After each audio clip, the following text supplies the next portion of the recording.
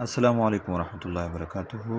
آج کا اہم فتویٰ: حلالہ کے نکاح میں اگر گواہوں کی موجودگی کے بغیر میاں بیوی نے ایجاب قبول کیا پھر صحبت کے بعد طلاق دی تو یہ حلالہ درست نہ ہوگا، اور اس کی وجہ سے وہ عورت پہلے شوہر کے لیے حلال نہ ہوگی، اس لیے کہ حلالہ کے لیے نکاح صحیح کی شرط ہے جو یہاں نہیں پائی گئی۔